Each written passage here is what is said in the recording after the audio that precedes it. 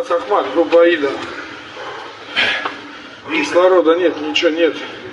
Ну, задача выполнена. По-любому. Идем мы уже 6,5 часов. Конца и края еще не видать. Пацаны все уже как кочегары, чумазые. Но пока довольные. Не пили, не жрали, только спали. Ну и слава богу, такая есть возможность. Спасибо. Только не засыпай чай, сахар, пожалуйста. Всем привет. Всем привет. Давайте по пацанам. Шриф. Добрыня. Медведь. Якут. И Кузя. Готовы выполнять дальше поставленные задачи. Да, реально побывали в Алмате. Ну прикольно что. Вот тут группы заходили. Штурмовые по этой стороне. По этой стороне, по лесу. Тут уже сидели. Вон там вот, прямо по курсу. Отстреливались. Лаврик, передай привет. Первый залетел. Сейчас победа будет за нами. Быть добру. Первый из группы зашел, занял первые дома. И вот дальше начали продвигаться ребят по этому участку фронта. Вот так это все выглядит здесь. А вот так у нас выглядят солдаты ВСУ. Вот касочка. Голову забыл. Еще один. Голову забыл. Это был их последний бой. Макс Пруна. Сожженные. Тоже пацаны захерачили все пивишки. Вон в дырках вся. Тут хохлы сидели, их с танчика разобрали. Перебежали в этот дом. С танчика их разобрали.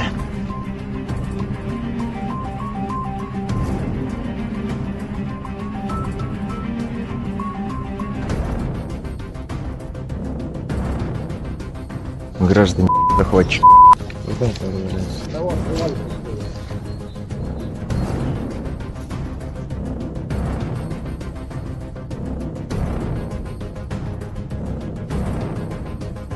Ну, здесь бои, конечно, были серьезные. Здесь позаходили группы. Слева тут двигались. Здесь по домам и слева по посадкам еще. Вот еще один господин захватчик. Ой, господин у нас лежит. Не захотел уходить. Еще один гражданин Украины. В Аканаме. 5-й. Что там у него? Трофейный? Трофейный? Ну да, это их.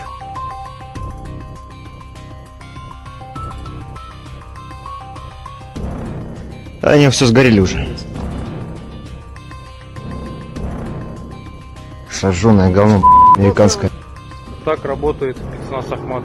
Отряд Каштана. Ready? Ready. So we're out in the field in South Dakota shooting pheasants, and we're coming out here to a Milo field you can see behind us, and I was throwing in an ALP, someone else was using a tobacco product, and then somebody, and I'm not going to name names, pulled that out in public at a hunt. And so that's obviously yesterday. What we have here, ALP, is tomorrow, and we're going to make that official by symbolically ending the long reign of this product. Willie Robertson happened to be hunting with us. We don't have a mechanical thrower, but we do have former U.S. Senator Rick Santorum of Pennsylvania. With an arm. Willie's got a 12 gauge. I've got my trusty 20. And we're going to see what we can do to usher out the Zen era.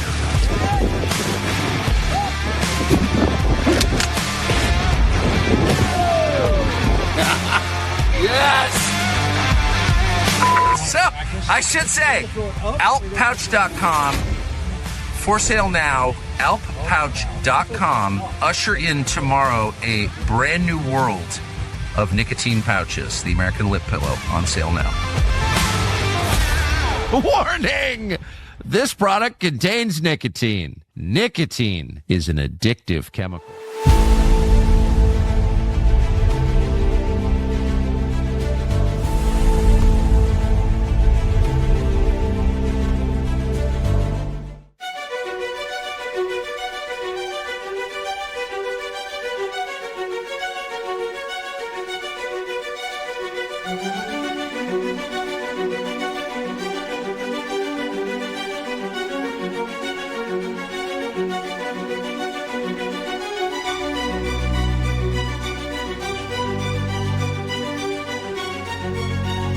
And now, here's John Ritchie and L Todd Wood. So, Pete, you told me a lot of your buddies do the Zen pouches. Is that right? That's correct. We've got a new sponsor here. It's outpouch.com. We've been in touch with Tucker Carlson for some time. And please, if you're a Zen person, don't buy the woke product. Go to outpouch.com/CDM and try Alp. I hear it's much better. I haven't tried it yet, but we're going to. We've got some in the mail. So a new sponsor, support us, help us grow. Pete, I wanted to have you on because of what's going on in Ukraine. We're going to have a conversation between two guys who have a lot of experience on the ground in Ukraine, me and you. And so I know that you've been there in a military capacity, me more in a journalistic capacity. But there's just a lot happening, a lot of different moving parts. There's a ceasefire. There isn't a ceasefire. There's a mineral deal. There isn't a mineral deal. Give me what you think is happening at the top level, and we're going to dig down into a lot of these areas. Yeah, thanks, Todd. I think in totality, I think the U.S. is doing the right thing. And again, you heard it when Marco Rubio announced the potential ceasefire. They always start with President Trump's overarching objective, which is to stop the killing and the war. And that should be everyone's purpose right now, and everyone's incredibly is not. We actually have people trying to work against the president, trying to the peace process. To those not only in the U.S. but in Europe, we're doing that. Historians again will look back at this, and you'll be part of why those historians and the people who are reading about it are just flabbergasted at what's going on. So he's doing the thing. I think it's very contentious. For the Ukrainians, this was all about nationalism, their country, and one of the biggest bitter pills they're going to have to swallow here is the loss of Eastern Ukraine, ethnic Russian Eastern Ukraine, and as far as I'm concerned, they already lost that, so there's no turning back on that. But I think President Trump showed his PhD in negotiation. I think for most of us, if you haven't figured it out by now, the guy just has unbelievable instincts. So believe in him and continue to, let's see how the process plays out here now that it's back in. We're waiting on Russia's comments to the potential ceasefire. So, Pete, we've got that feedback a little bit again. I don't know if you have another. We're going to keep going, but if you have anything else you can do, go ahead and give it a try. If you have to drop out or whatever, let me know. But I want to bring up a few charts here. This one is a chart recently of where the war is in Ukraine. You can see the orange area, that's the eastern Donbass, and down below the peninsula is the Crimea Peninsula, or Crimea in Russia. And the forward line of troops is against the yellow and green to the left. The darker green areas are the areas of those oblasts still controlled by the Ukrainian forces.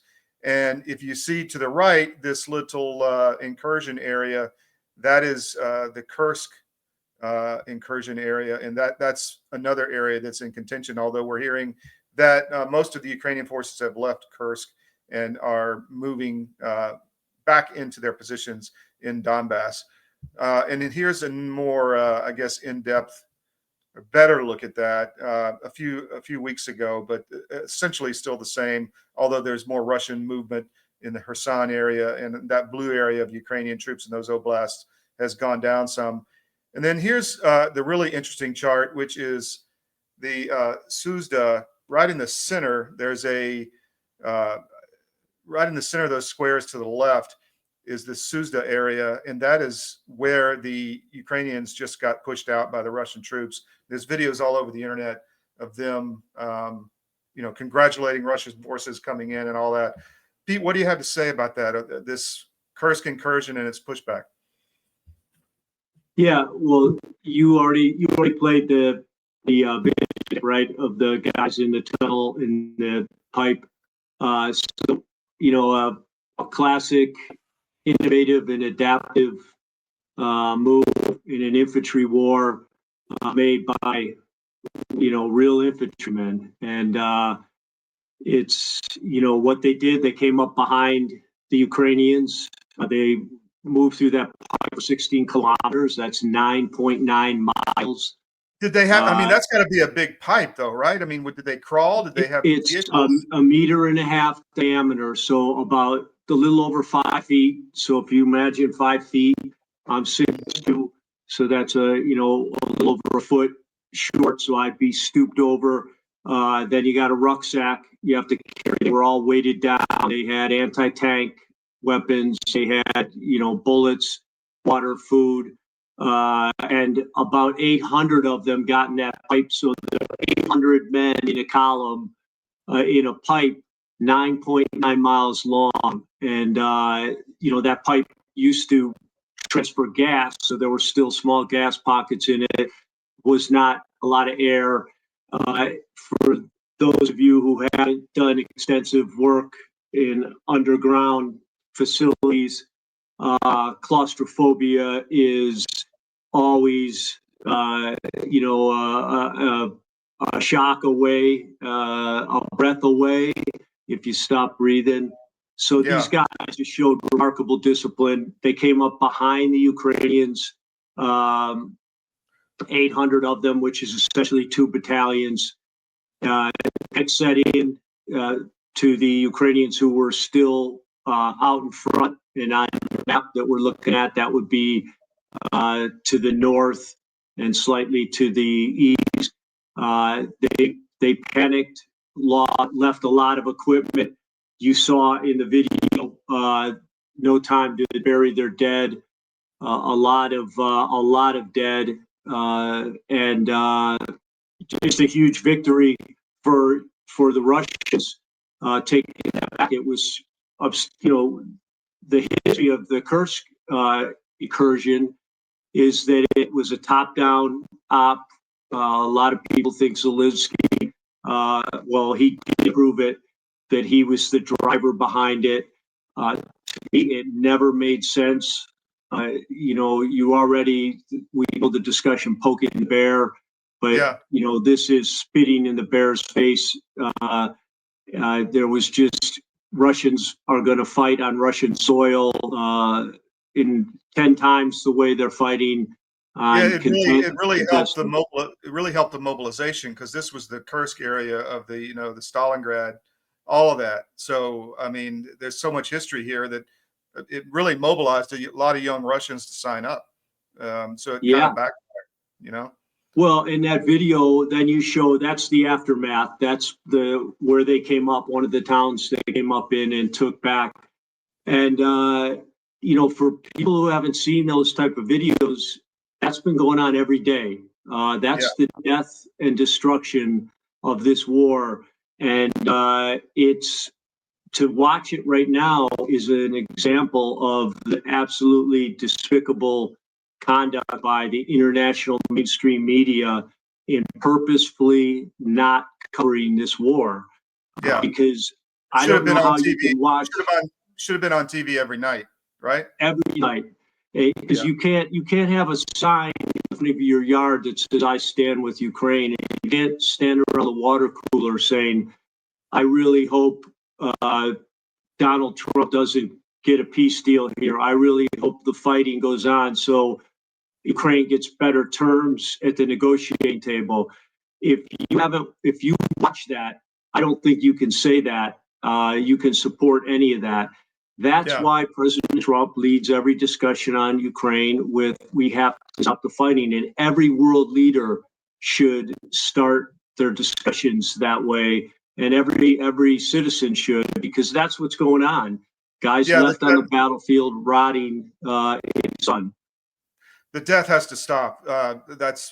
So I want to just, for our audio audience our audience may not understand what's going on. So you have this line in the east, forward line of troops, a line of contact that has been moving slowly westward as Russians advance. So the Ukrainians, last year, did a feint in a big incursion into Kursk, which is a Russian oblast or province, and they took one of the main towns. There's a nuclear plant.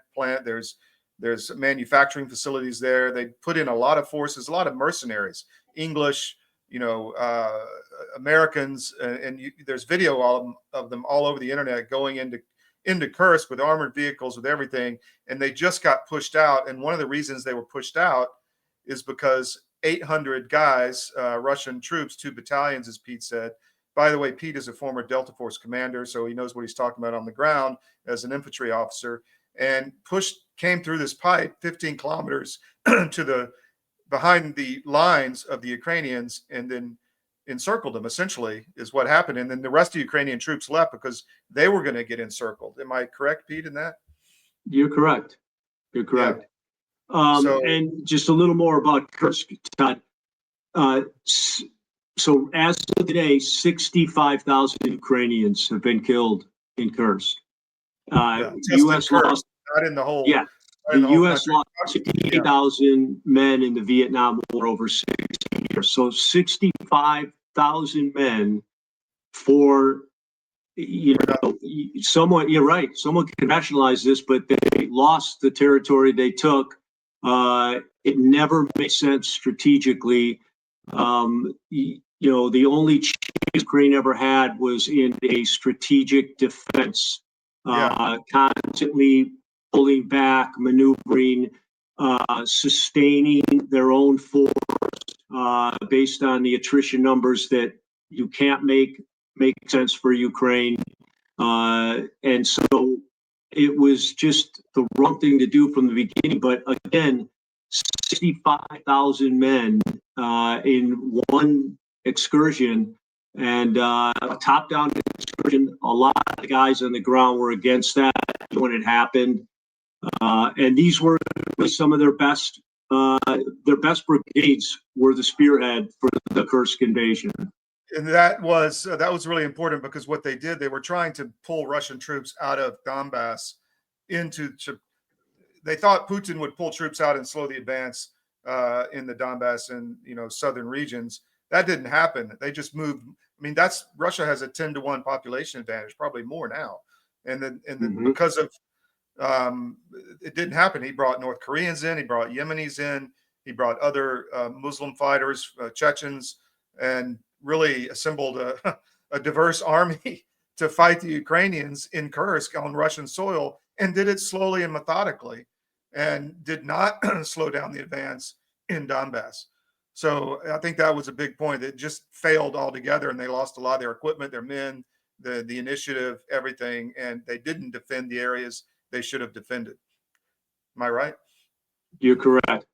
Yeah. Let me take a break, Pete. We'll be right back, and we'll dive into some more of this. I want to show some of the film from Colonel MacGregor last night. It was an amazing interview on Tucker. Did you get a chance to see that? I did not. We'll play some of it. It's News from the Edge. It's Output with John Ritchie and L Todd Wood. Your government doesn't care about you. That's why you need a medical emergency kit. It contains life-saving medications like ivermectin, Z-Pak, and antibiotics. Stock them before they block them. If you haven't noticed, gold has reached a new high, all-time highs actually, and keeps going up every day. Why is that? It's because precious metals are a long-time historical store of value. And if you own a portfolio and you have assets in the fiat currencies, i.e. stocks, bonds, cash, or whatever, you're vulnerable to hyperinflation, which is coming as our debt explodes another trillion every 90 days. It's really scary. So how do you protect yourself? Go to Advisor Metals. If you look on any of our cdm.press sites, about halfway down, there's an ad for Advisor Metals. Click on it, fill out the form for your contact info, and Ira Bishotsky will contact you and talk to you. It's an easy conversation. There's no sales pitch. He's completely verified by us. He has a regulatory background we've checked into. We've checked with his bankers. We've checked with his IRA custodians for metals, and we can highly recommend Advisor Metals and IRA. So go to Advisor Metals. If you call them directly, tell them we sent you at CDM, and he'll definitely take care of you. But protect your portfolio, because you really need to. It's coming. Thank you.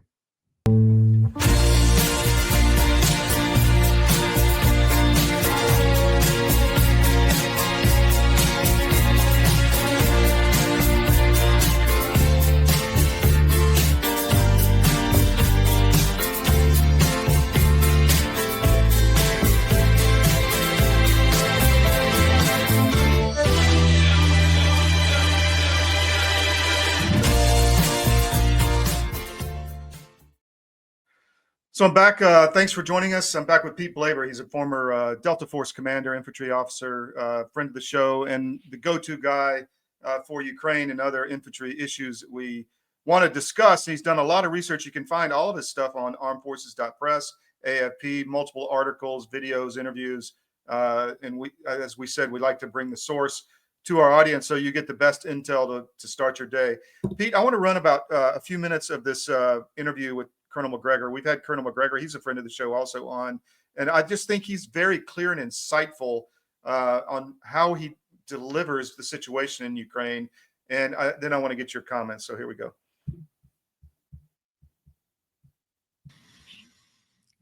Well, that's an important question. I think the Russians are disappointed in us because they detected we're sincere in terms of wanting to end this conflict. Trump is sincere. Yeah. I mean, that's true. But they don't understand why he does not act to remove this regime, remove this man Zelensky and put a stop to it. There's this constant drumbeat about a ceasefire. Well, the Russians are highly organized and disciplined. They can stop whenever it makes sense to do so. The Ukrainians are not in the same category. They seem to be a rogue organization now. You know, we've got, 200,000 of them here in the United States, and I don't know how many thousands of them are working for the SBU, the Ukrainian Secret Police, that are now running around threatening everyone that has criticized Ukraine or opposed support for Ukraine. An Alex Jones staffer was just murdered 2 days ago, who was on some list put together by the Ukrainian government or its supporters of critics. He was murdered outside of his house. I mean, I don't think it's crazy to think, given the number of assassinations they've pulled off or attempted, that he was killed by them. You think that's possible? Well, I would be very worried about our president. You know, I think the president is very much at risk, and these people seem to know no sense of limitation. They're capable of anything. So I hope the Secret Service is on its toes. I'm sure Kash Patel is well aware of this in the FBI. I just don't have any good feelings right now about the Ukrainians. I think they're done. They're finished. They've lost the war. So all of these are sort of acts of vengeance, if you will, last resort. Hurl whatever you have as deep as you can into Russia and just kill, murder, maim as many Russians as possible. But what, to what end? Well, to harm Russians and then try to create the illusion that there is some hope for them, that they can somehow or another mobilize more manpower and put more forces into the field. They can't. They're really scraping the bottom of the barrel. I think the issue right now is the following. The Russians have the initiative, strategic initiative. This war is effectively at an end as far as they're concerned in terms of having won it. They now have to make some decisions. So you have to put yourself not so much in the place of Zelensky. He's irrelevant. The Russians are not surprised by what he's done. I think they're surprised that we haven't intervened to try and stop it. That's what I think they're surprised about. So what they want now, the Russians, is an end to this nonsense. They have several options. They now have concentrations of forces in the northeastern part of Ukraine and down in the southeastern part. They can move at will at any time. They have enough force they can cross in Kherson. They can take Odessa. They can move forward and straight into Kiev. Whatever they do, they have to ask themselves, how far do we want to go to guarantee our security as Russians? And they have never really wanted to go very far. That's never been the intent. But over time, they've been pushed more and more and more to secure more territory to protect themselves. This latest act is probably convincing Russians that they should go straight to the Dnieper River, cross into Kiev, root out this regime, root and branch, cross down south and take Odessa, and turn rump Ukraine into a landlocked country. I'm sure there are people that are arguing for that. There are other Russians who are saying, the hell with this. Let's just crush Ukraine once and for all. This is a permanent cancer. It's not going to go away. People from the West are always going to try and go in and incite them. So let's march to the Romanian and Polish borders, right to Moldova, and be done with this. In the middle of this sits President Putin. And President Putin is nothing if not a very judicious person. He's a very thoughtful person. This is someone who does not act impulsively. I'm sure you saw that. I have. Everything is calculated. So he's going to sit there and say, what do I want to do? What makes the most sense for Russia? Set aside the emotion. And he also knows President Trump, and he says, President Trump wants an end to this. So do I. How do I nudge President Trump and say, help us? We want to end this just as much as you do. Help us a little bit. Can't you rid us of this man Zelensky and this little MI6 CIA-supported cabal that surrounds him? Can't you help us with this? Pete, I'd love to hear your comments on that. What do you think of Colonel MacGregor's discussion? I think you're. Oh, go ahead. Yeah, he's very accurate in what he's saying about he's holding back from Ukrainians that is carrying on that philosophy, and that's far right. He's the Western Ukrainians.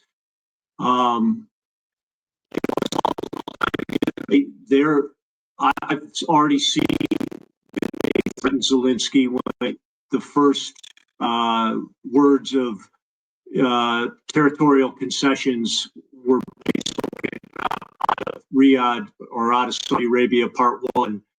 And, they're still probably threatening him a lot. And then they have the EU. And just to clarify something, a lot of times we use NATO and EU interchangeably. In fact, the have done such a great job educating history. Hey, Pete, you got that really bad feedback again. It's almost we can't understand what you're saying. I don't know if you have anything else you can do to take it off, but you want to take a break, and it's just it's really it's not. We can't understand you, so my apologies. But we're going to go to a break, and we'll be right back, guys. It's News from the Edge. It's Output with John Ritchie and L Todd Wood. Through the pandemic, we can never be caught unprepared again. And so many Americans, when COVID hit, they had nothing in the house. Stores were shut down, and doctors' offices were shut down. And even if doctors prescribed drugs, hydroxychloroquine, ivermectin, pharmacists wouldn't fill the prescriptions. That was a nightmare. Now the situation is much worse. We have these horrible supply chain problems. In our emergency medical kit at the Wellness Company, we have 8 prescription drugs that are all potentially life-saving. Most people who died with COVID, they died in the hospital because they didn't receive early treatment. Every American family should have one of these.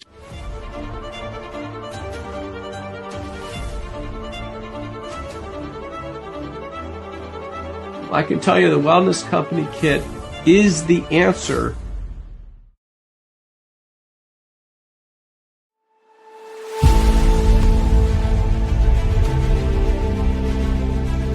I'm watching my friends gain more and more weight, and then eventually I got to tell you, this is a little dark, but bad diet literally killed my whole crew. Wow. Diabetes, a stroke, I mean, all kinds of stuff. It's like, you had a stroke? You're not even 50 years old. You guys got to quit eating this stuff. Your body knows what's what. You're not conscious of this. But that's why people will go to the refrigerator and they'll grab this and that and the other, put together this outrageously elaborate combination of foods. Your body's trying to reach balance. Unbeknownst to us, our bodies are always trying to reach homeostasis. You can't eat all of this stuff and expect to live a long time. And one thing led to another, and I went, forget this. We're going to make our own product. So we partnered with one of the world's top 3 biochemists where nutrition-specific study is concerned. I said, all I want is the best nutritional and immune support product in the world. So we mix it in yogurt. It's a powder. I got a bag of it here. I keep one on the console all the time, just so I can show people. Yeah.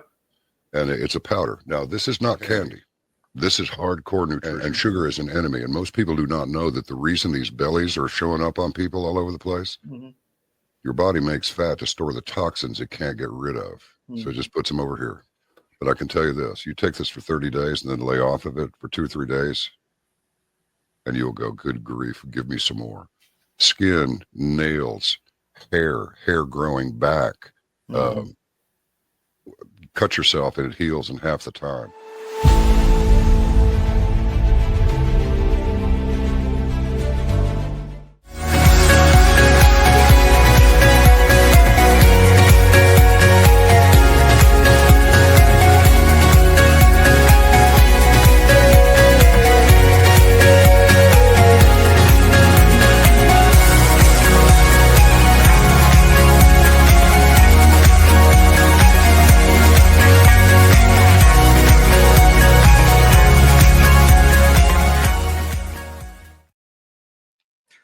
So I took my Nucleo Boost right before the show in a smoothie. It's my morning routine. Work all night, get up early, get the metabolic materials that my body needs early to continue to push to get the news out to you guys and get a great show together. I know there was some audio problems with Pete. Apologize for that. We're going to have him back, but I want to just walk through some main points that he talked about.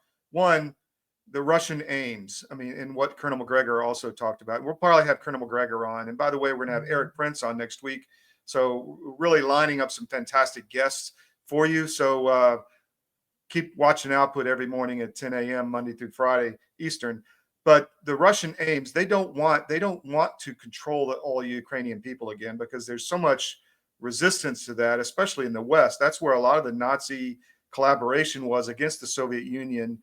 And there's a lot of historical currents running through all this. So, you know, what they wanted was initially was to protect the Russian-speaking peoples in Crimea and in Donbass, and to stop, as they said, the Nazification, which they see as a threat to the underbelly of the Russian Empire, which is through Ukraine, always has been, always will be. I mean, the Nazis came through there, Napoleon. I mean, there's a long, long, long history. The Polish came through there against the Russian Empire. So again, there's a lot of history there. And I tell people, you don't have to agree with Putin, but you have to understand why he's doing what he's doing. You have to see their viewpoint. Otherwise, you can't really make a rational decision on how to go forward. I hope Trump understands this. And I'm going to play a little more of Colonel MacGregor's interview, because there's a lot of, I guess, questions as going on. What's really going on with these ceasefire, in air quotes, negotiations? Is Zelensky getting the upper hand on Trump? Is the American Empire deep state getting the upper hand? That's Zelensky and them are the same. Or is Trump just a master negotiation? I've never, ever really, wanted to bet against Trump. I mean, that's a lesson learned for sure. So Russia wants to also get a neutral country so they don't have to worry about more threats to their geographic territory, which, the Ukrainians just invaded, obviously, after Russia came in, when Kamala Harris went to Brussels and threatened that Ukraine was going to be part of NATO, which would be a NATO country, which is obviously hostile and aggressive to Russia on their doorstep. And it was a red line for Putin. Putin would lose power if he allowed that to happen by the hardliners in the Moscow oligarchy. They would not allow him to remain in power. And he wants to stop the war. I mean, this has not been good for Russia either. That's built up their military. They're much more prepared. Their industrial base has increased dramatically, much more than ours, more than Europe. But they've lost a lot of people. The mobilization is hurt. There's inflation because it's a war economy. A lot of the other industries, consumer industries, have been squeezed out. Although the economy is really roaring, but the inflation is roaring too. So there needs to be an end to this killing also, because you're killing a lot of young Russian kids, and along with Ukrainian kids and mercenaries. It's just, it's sickening. And Pete is right. That is going on every day on the front. Thousands of kids, men getting killed. And it really, really, really needs to end. The war needs to stop. Also, all of this nefarious behavior of the Ukrainians against other people outside of the theater of conflict. You've got assassinations all over the world. And who knows about this InfoWars reporter who was just murdered coming back to his home after work at the studio. If you go to the Balkan.press, I'll put that up so people can see it. It's our site in the Balkans. And we've been really on a lot of this Ukrainian stuff. And hold on, I'm just bringing up the actual site so you can see it. The Balkan.press has a story, and it's actually pinned on Twitter, on their Twitter account, X account, about this death, assassination list that the Ukrainian government had put together. And this InfoWars reporter was on that list, along with young women who've spoken out against, what's happening in Ukraine. They get put on the list. And there's been a lot of assassinations of people on this list, including generals in Moscow, etc. So it's not, as Tucker said, out of the realm of possibility that that's what's going on here. I'm going to go to another break. We'll be right back. We're going to play a little more of this interview with Colonel MacGregor. It's absolutely fascinating, and I want to get him back on the show soon. It's News from the Edge. It's Output with John Ritchie and L Todd Wood.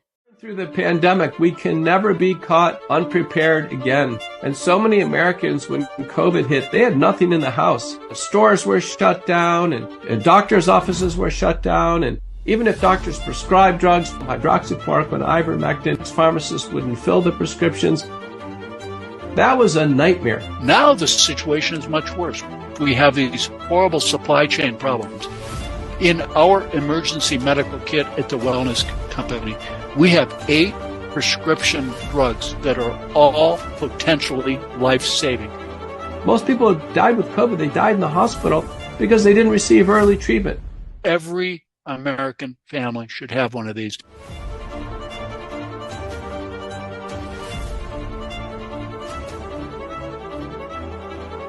I can tell you the Wellness Company kit is the answer. I'm David Cross, and you may know me from my election integrity work, but I also own U.S. Asset Management, a family-owned and operated investment advisory practice. I'm a certified portfolio manager, and my job is to help you make better decisions with your money. One of the things we try to avoid is investing in companies that push the woke agenda. If you're invested with one of the big firms out there, there's a pretty good chance that you're feeding the beast that hates your values. Our company is 100% conservative, and we'd love to have an opportunity to work with you. Check us out at us-am.com and look for our big, proud American Eagle logo.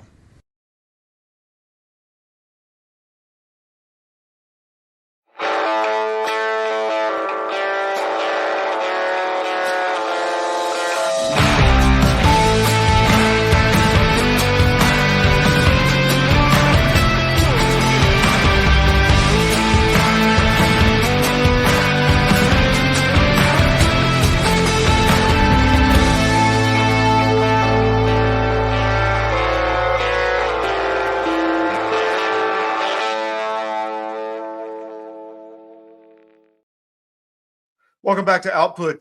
Please put cdm.press in your daily scan. We are the global news service, the global newswire without the globalist spin. We literally have reporters all over the world.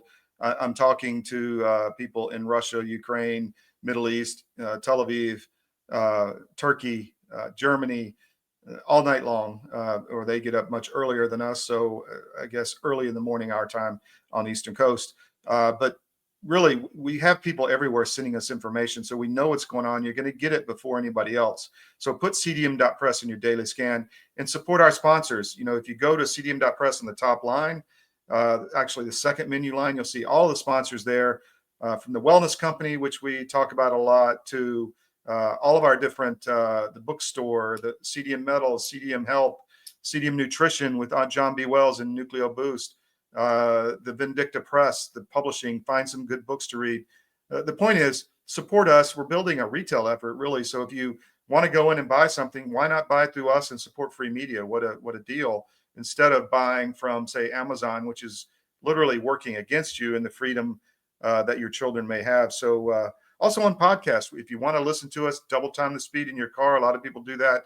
We're on all the podcast providers. The audio is really good. It's clear. And you'll enjoy it. It works very well, and that comes out pretty quickly after the show's over. As long as I crack the whip on the team. So I'm going to play a little more of Colonel MacGregor and what he's talking about with Tucker. I find him fascinating. I find Tucker's viewpoint and Colonel MacGregor fascinating. And you know, Tucker flew me up to his studio in Maine a few years back, and I did an interview for an hour on Fox Nation. You can still find that, talking about Ukraine, and I think really opened his eyes as to what was happening there, and he stayed on it since. And I appreciate that focus, because it's one of our big pushes here at CDM is to end this war and return American blood and treasure here and not spend it over there. So I'm going to play a little more of this interview with Colonel MacGregor because I think it's fascinating. But on the other hand, he's looking at his people and they're saying, don't depend on anything the West promises. Don't believe anything the West says. So march to the Dnieper, cross the river, end this once and for all. This is the decision point. It's a strategic inflection point in the history of Europe, because you now have a Russian leader with the power, with the capability to do anything he wants. But this is a Russian who doesn't want to march west. He doesn't want to rule Ukrainians. He's not a fool. He knows those people don't want to be ruled by Russians. So it's a difficult position, but he has to end it. And there's the other danger is who knows what comes next. They killed this Russian general who had a very prominent role, and his name escapes me right now, but he was killed recently. He had a very prominent role in identifying the attempts by the Ukrainians to build a dirty bomb and also to launch attacks on the nuclear power plants. He knows there are people over there capable of that kind of lunacy. So that also has to figure into his calculus. It's got to be one of the most evil governments in the world. It is. Well, look at what they've done to their own people. I mean, how many of these Ukrainians have died needlessly? The handwriting was on the wall 2 years ago. Why would you drag this thing out? And Putin has not wanted to drag it out, but he has also not wanted to give people in the West the impression that he's interested in doing anything more than removing the Ukrainian menace. In other words, he's not interested in conquest, doesn't want to march west. I mean, how many times can he and Lavrov say this nonsense and shut up Ann Applebaum and the rest of these why does Ann Applebaum have any effect on anything? I mean, this is like one of the dumbest people in the United States. I don't understand. Well, she's also married to the Polish foreign minister. And right now, the latest poll says that 86% of the Polish population opposes any Polish participation in a war against Russia.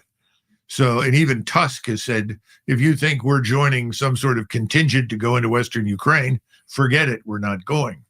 So I think this whole facade is crumbling. Is there any European population? So there are many European leaders who have suggested, some have said out loud, others have hinted that they're going to send troops to fight Putin. It's absurd. Is there any European population that wants that? No, not a chance. I mean, the British are probably the furthest from Russia, and they all know what their army consists of today. It's a bad facsimile of what was there 200 years ago. It goes back to Bismarck's famous remark in 1879. He was asked by a British journalist, what would you do if the British army landed on the North German coast? He said, well, I'd have it arrested. And everyone was upset, but he was right. The British army was about the size that it is now. And the German army at that point numbered what, 600,000 with a capacity to mobilize millions. So this is all nonsense. The same thing is nonsensical in France. All my friends in the French military, and I've got several, have told me, Douglas, this is absurd. The only thing the French army is prepared for is to go on safari in Africa. Yeah, and they're pulling out of there. And of course they're pulling out. This is a waste of time, money, and resources, all of it. The issue for Donald Trump is as follows, and I think this is what's most important for him to keep in mind. And his instincts are good. If he follows his instincts, he'll be fine. He needs to stop listening to the people around him. Number one, any war that breaks out today involving the United States and Russia, and whether or not Russia, we want it to be involved, Russia is involved in the Middle East. Russia is involved in Eastern Europe. Whatever happens, the war will expand. We will end up with multiple enemies arrayed against us. China, BRICS in general, and certainly Iran and other states in the Middle East. So the first thing is all wars will expand. So don't start one under any circumstances. It will expand out of control. The second thing is he's going to discover the hard way that we are grossly overstretched and overextended. The American military establishment is in no position to fight any kind of long war. Remember, we used to talk about the long war that we were supposed to fight? That was all nonsense. If you look at all of the simulations that involve us against Iran or us against any number of great powers, they all end in 2 weeks. Well, why does the war end in 2 weeks? Because in 2 weeks, we've exhausted everything that we've got. There's no more ammunition. There are no more missiles, no more rockets. I would say, in truth, right now, it's closer to 1 week, maybe 10 days. And we don't have this scientific industrial base with manufacturing capability that is humming along 24 hours a day, 7 days a week. We can't match Russia, a nation of what, 140 million? Imagine that economic base producing in China. China is in a position today that we were in during World War II and in the aftermath. We were the productivity giant across the world. That's China. So you can't go to war with these people. You'll be buried by them with conventional weapons and ammunition. And anyone who thinks a nuclear exchange makes sense deserves to be shipped off to the nearest asylum. And I think Trump understands that. So those first two things, anything that we do expands out of control. Secondly, we're overstretched, overextended. Our forces are tired. They're very exhausted. The naval forces in particular have a lot of problems, not just them, but they're the ones that are sitting out there on the front line right now. And then on top of that, you have the Air Force. And the Air Force cannot field thousands and thousands of fighters and bombers. We lost 18,000 bombers trying to penetrate German air defenses during World War II. We in the Royal Air Force, 18,000 bombers. Air defenses today in Iran are substantial, and they are capable. This is the S-400. They are layered with multiple kinds of missiles over a vast area and radars. We are going to lose aircraft. No one knows how many because we've never fought our way through it. But we don't have thousands to lose. So in an attrition setting, we can't win. And unfortunately, when you're 6,000 miles away from home, it's attrition. You can't replace rapidly. You can't reload rapidly. You can't resupply rapidly. Logistically, it's a disaster. Then finally, you see what's happened in the market recently, dropped 900 points. What do you think happens if there's a war in the Middle East or in Eastern Europe? It'll just intensify the sell-off. Everything tanks. All confidence will be lost. No one in their right mind at this point should be talking about a war. We should be talking about disengagement. And Zelensky, frankly, the way he was treated, I think President Trump was far too gentle. I'm surprised that two giant Secret Service agents did not come in, pick him up, and remove him from the office. But the way he handled Zelensky is the way he's got to handle Netanyahu. So we'll get into Israel another day, but I found that interview very striking, and I appreciate everybody. We're kind of in a flux here because Pete was going to be on the whole hour. So I appreciate you hanging with us. We're going to go to another break, and then I've got my good friend Thierry Laurent from France, intelligence expert extraordinaire and very well connected in Europe. We're going to talk Macron and all the dark issues happening over there. We'll be right back after this break. It's News from the Edge. It's Output with John Ritchie and L Todd Wood. Well, in the case of hydroxychloroquine and ivermectin, these are two medications that have been FDA approved for use in humans for decades. They are very, very inexpensive, interestingly available over the counter in almost every other country other than the US and Canada. You can just walk into a pharmacy and buy them like we buy Tylenol in much of the world because they're that safe.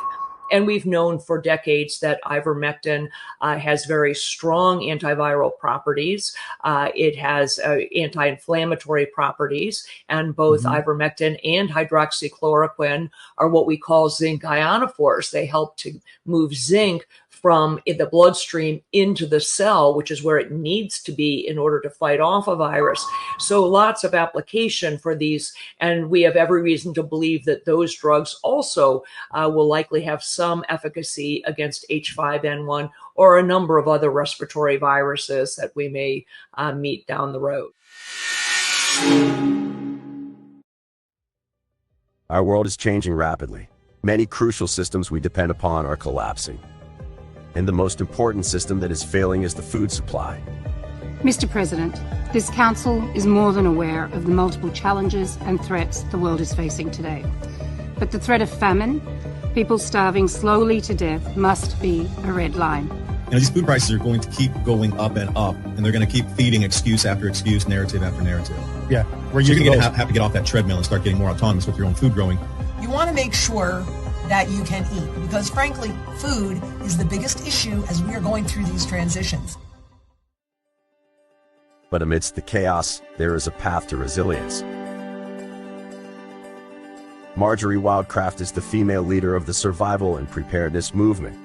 Marjorie has taught millions of people how to grow an abundance of food in a grid-down situation, even if you have no experience, are older, or out of shape. I've spent decades finding the fastest, easiest, and funnest ways for the average person to be able to grow a lot of food.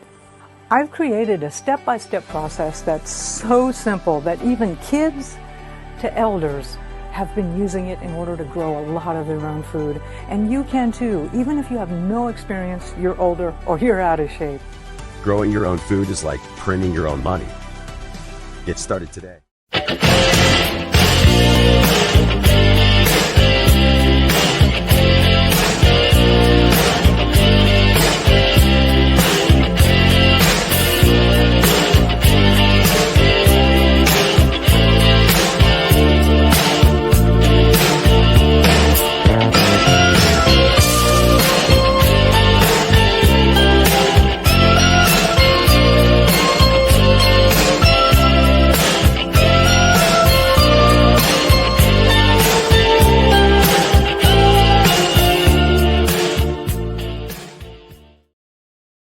So as I said at the beginning of the show, welcome back. We have a new sponsor. It's outpouch.com/CDM, where you can get the anti-Zen product, which is very woke. So why would you give money to a woke company when you can support CDM.press and Tucker Carlson at outpouch.com/CDM? Help us out if you're a Zen or nicotine pouch user. Check it out and support free media. I'm going to bring in Thierry Laurent. Thierry, good to see you again, my friend. How are you doing, my friend? If I tell you what I had to face for the last 6 hours, you cannot believe. An enormous tree has been falling off and almost killed my mother when she was trying to exit, in fact, the property. Jeez.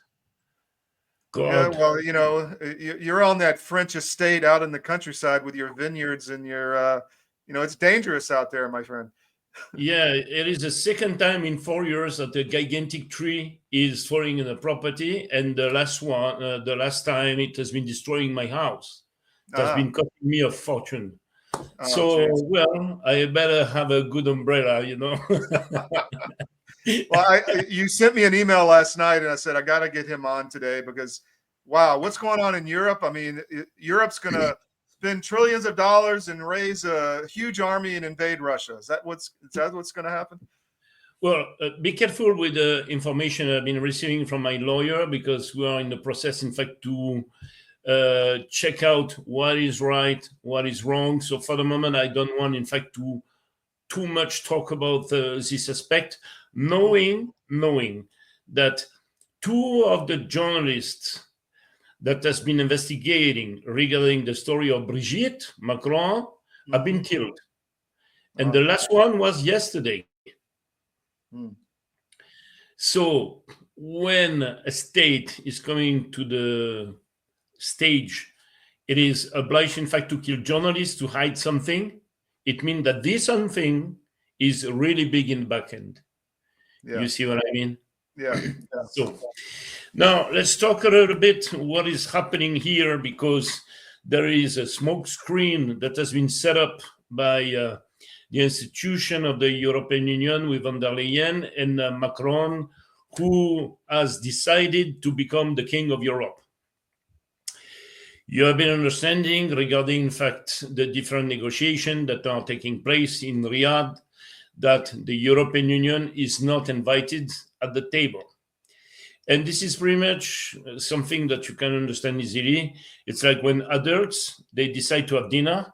Do you invite the kids, 5 years old, at the same table? We're going to disturb, in fact, the conversation between reasonable, intelligent, and appropriate people. So basically, you don't do that.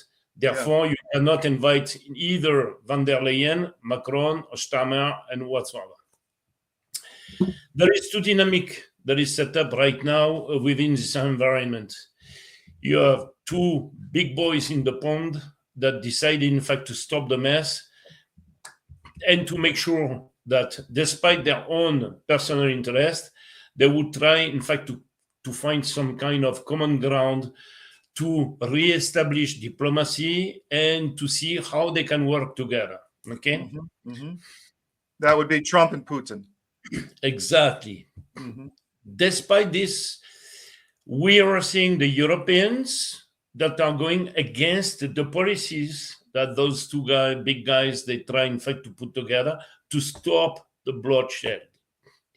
Actually, if you look at what has been happening in Kursk for the last, I would say, 72 hours, this is a gigantic disaster. So those guys, they have been pushing and pushing and pushing to open the front line even wider. And what is the result out of this? You have 70,000 guys that has been killed in Kursk because you are people running the state heads within Europe that have a very short-minded aspect of the history. You remember what happens in 1943 in Kursk? Big Biggest battle of tanks ever in the history of war. And who has been winning? Russia. So basically, these guys, they forget that if you touch the Russian territory, you are going to raise, in fact, the national sentiment. And what has been happening at this moment, exactly the same way it has been happening during the terrorist attack in Crocus in Moscow. A gigantic amount of men have been rushing, in fact, to the subscription bureau of the army at the point that they were obliged, in fact, to refuse the people. They needed, in fact, to get 350,000 guys. They got more than 500,000. So it really helped the mobilization. Yes. So basically, those guys, they are seeing that they are getting crushed. It's a disaster. If you look at the front line right now, it's collapsing little by little. Pokrovsk is about to fall. You have Kurakovo that has been falling. The south line that is moving forward to the Zaporozhye region that is collapsing too. So basically, instead of stopping this gigantic mess, what I want to do is to continue. So let's try to understand, in fact, what is at the stake here, because we can wonder if it is a question of military or if it is a question of economy. The last 3 years, the European Union economy has been collapsing, and we have been having our GDP dropping by more than 3.9%. If you look at the numbers of companies that has been going bankrupt, it's absolutely horrendous. In France,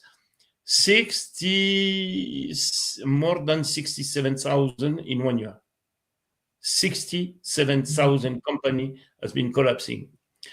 The industrial index has been dropping by 8%. Numbers of companies had to leave Russia and to leave their assets on site. When Renault is leaving, they are not taking the facility and say, oh, I go back home with the facility, They have been losing $2.6 billion.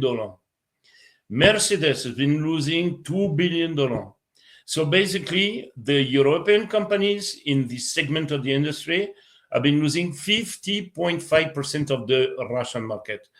The money left on the table is gigantic. Let me ask you this, because, I understand the European economy is collapsing, but they did it to themselves. So it's like a schizophrenic. They're pushing this green energy, reduce our energy footprint, destroy our manufacturing, but then they react when their economy is dying. I mean, it's like one hand talking to the other. I mean, what do you think? This is exactly the point. They were thinking that this war was a great opportunity to make the economy greener. But when you have people that are politicians that's been rising to this kind of position without any knowledge of economy and industry, you are discussing with ideologists. And those guys, they don't understand, they need to be pragmatic, but they cannot, because they've never been exposed personally on a professional point of view to this environment. So basically, no profit, no motive for profit, right? They just take other people's money and spend it. It's fine. But they invent things. They invent a world that does not exist. They think that if you want to build metal, you are going to take some solar panel, and you're going to get, in fact, the energy necessary, in fact, to melt the metal and to pull out some bars. No, it doesn't work that way. It is the same thing for the glass and so on. So basically, this guy, they were thinking, well, we are going to cut off our ties with Russia. But at the end of the story, they just realized that the needs in terms of energy is so big that they had, in fact, to fulfill their needs with certain vectors that does not correspond to the real needs in terms of supply and volume. So how does the war make their economy greener? I don't understand that. Well, they think that when a Kinjal is exploding, this is cleaning the air. Oh my! So, let me finish the story of the economy because it's very important. In Europe, we have a needs of 150 billion meter cube of gas. And they were thinking, oh, we are going to buy the GLN from USA, but the boats are very limited in capacity. So basically, if we need to fulfill our needs in energy, we will have, in fact, to build 16,000 boats that has the capacity to transfer, in fact, the GLN. It takes 3 years to build a boat. And there are 3 or 4 companies in the world that can build this kind of boats. So at the end of the story, there is a bottleneck. And now the fulfillment in gas in Europe has been dropping by 35%, which is below the minimum necessary, in fact, to maintain operation at the minimum. Last year, we had a very hot winter, but this year is very cold. So what is happening now? They are in panic and they don't know what to do. This is the reason why they have been setting up the COP in Azerbaijan. That was a pretext, in fact, to deal with Azerbaijan to buy, in fact, the Russian gas. So you imagine, in fact, the schizophrenic aspect of those people. And on top of it, they ask us, in fact, to pay for commission on top of what Azerbaijan is going to charge us to sell the gas of Russia. This is completely crazy. Because those people are not even incompetent, they are mentally sick. This is the wokeism of geopolitics, it's just nuts. So basically now, what we're seeing is that the BCE has on its balance sheet negative assets of $300 billion. And they don't know what to do, in fact, to compensate. No, not 300 billion. Sorry, 2,700 billion. 2,700 billion euro negative. Amazing. So they are like, well, we're going to invent the pretext of war to show that Russia is very dangerous for Europe, that this is a major threat, existential threat. Do you see Russia coming to France through all the Baltic states, Poland, Germany, Belgium, and to come on our territory, in fact, to conquer Paris? This is ridiculous. I try to tell people that because the simple fact is, although Russia's we've made them much stronger by this war. Their industrial capacity is much stronger, but they know how to fight now, and they've fought this war. But they are having trouble taking eastern Ukraine. I mean, they could take it faster if they wanted, but they're not really an existential threat to Europe because they don't have the conventional force structure to do that. They have the nuclear force, but they don't have the conventional force to. It's not the Nazi army or the Red Army. Well, let's look at it on the goals point of view. What's happening in Ukraine right now is a Balkanization. This is something I was discussing with a journalist in Croatia, and he was like, we are very scared, our population is scared, because we feel that Russia is going to knock at the door and take and this and that. I say, guys, come on. Let's be reasonable and look at the fact the way it is. 20 years ago, you were Yugoslavian, right? The guy say, yes, we were. I say, what are you now? You're Croatian, right? What has been happening to Yugoslavia? It was split in different countries regarding the ethnies. And today, do you want to come back to Yugoslavia? And the guy say, no, we don't. I say, well, if you don't, then you are going to accept what is happening in Donbass, because the situation on the parallel point of view is exactly the same. You have those people in the Donbass, they, one morning, because the Bolshevik has been deciding it, have been awaking with a Ukrainian passport in their hands. And they're like, whoa, we are Russian. What is the story? Because the Bolshevik, they have been deciding to attach this part of Russia to the successor entity of Ukraine in the way that on the economical point of view, this entity would be completely independent. But that was not corresponding, in fact, to the will of people. And at the end of the story, what we have been seeing when the Berlin Wall has been collapsing is the fact that those population has been asking to be reattached to Russia. It was refused by the power in Kiev because most of the oligarchs were taking advantage of those regions by the exploitation of the mineral, the coal, the metal, the gas, the oil, and so on, for their own mean, because they wanted to have a good life, to buy the big yachts, to spend their summer times on the Riviera in south of France, and so on. So basically, they have been refusing this. When there was a coup of Maidan in 2014, they decided, in fact, to split again. They say, no, we don't want, in fact, to deal with this neo-Nazi organization. We want to come back to whoever we were. It means to Russia. It was refused.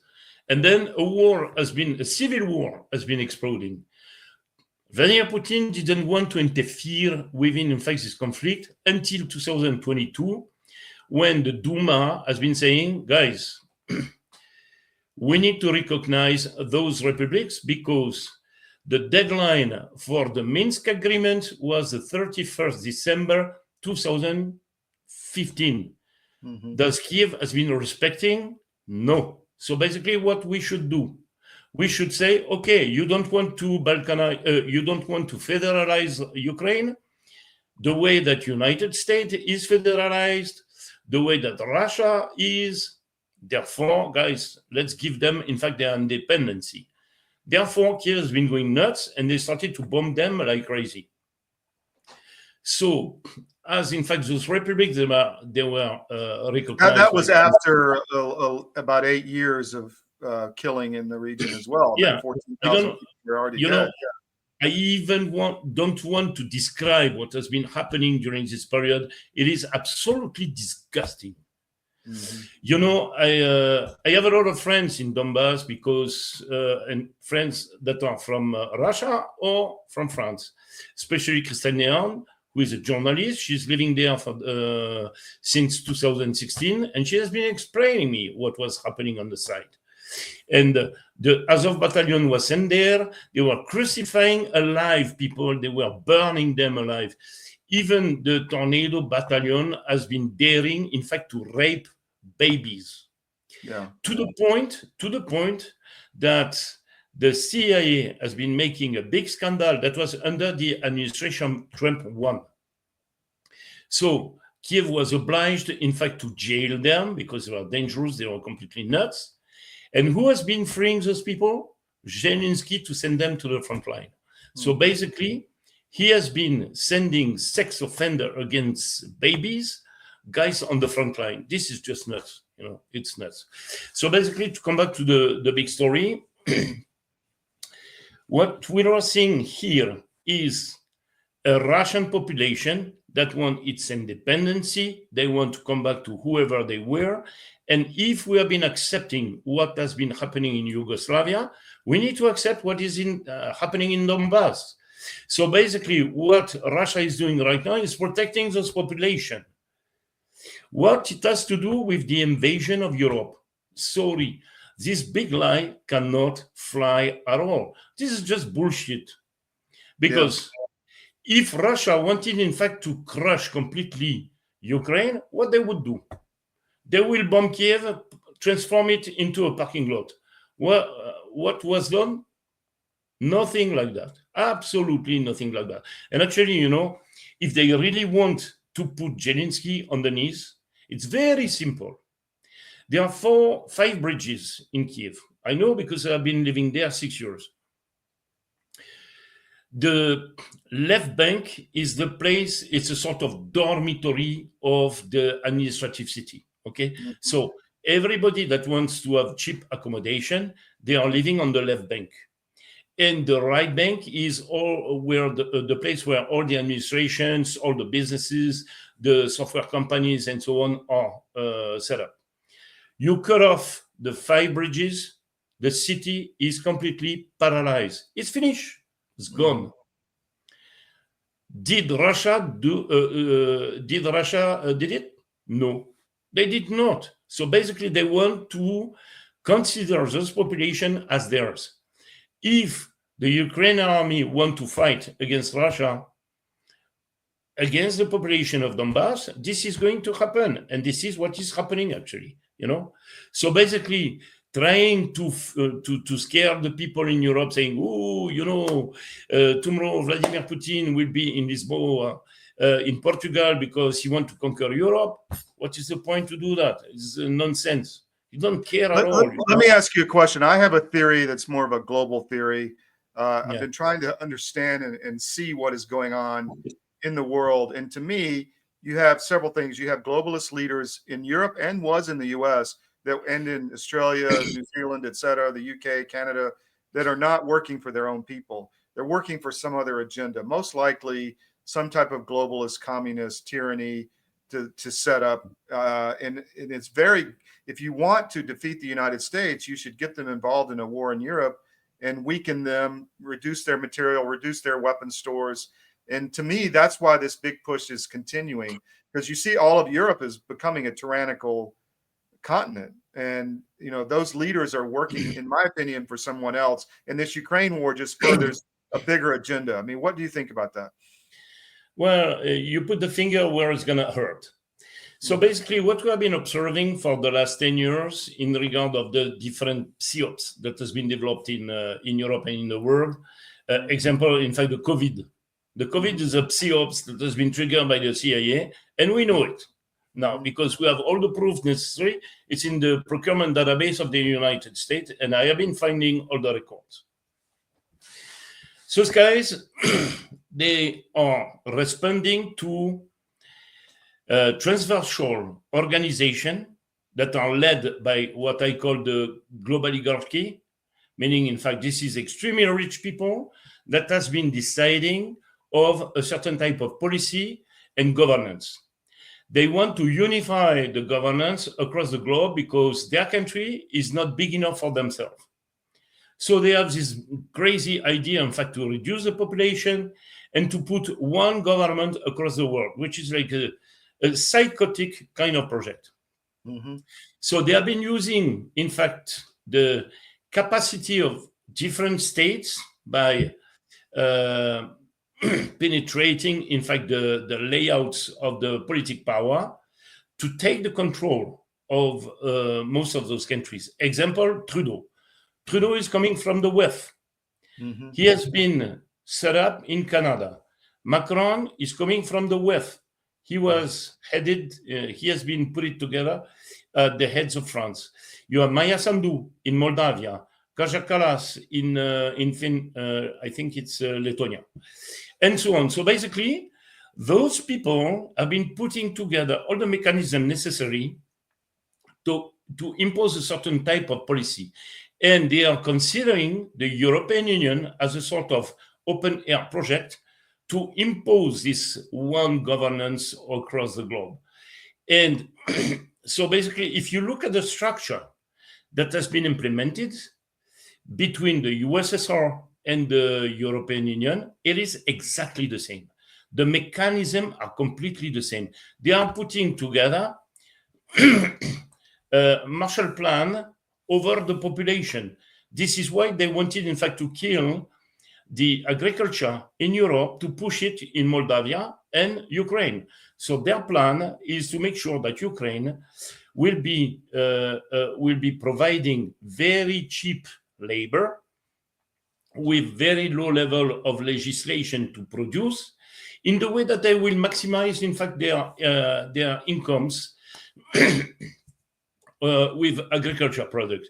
And they have been setting up policies to the point that, look at what has been happening in Holland. They have been shooting the farmers because they refuse to stop to grow cows. This is just unbelievable. So basically today, their plan was about to make sure that Russia will be collapsing because they want to put their hands on all the resources there.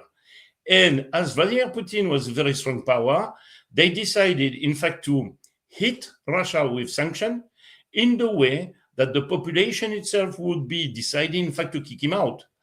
What they haven't been realizing is that in the Russian mentality, if you try to touch their country or their president, you are dead. You are absolutely dead. They don't. Suffering is an art form in Russia. They don't understand the Russian psyche. Thierry, I'm going to take a quick break, like 2 minutes. We'll be right back and finish this up. Thank you. It's News from the Edge. It's Output with John Ritchie and L Todd Wood. You woke up with a sore throat and a low-grade fever. You know you are getting sick, so here's your choices. You can get sicker and miss work.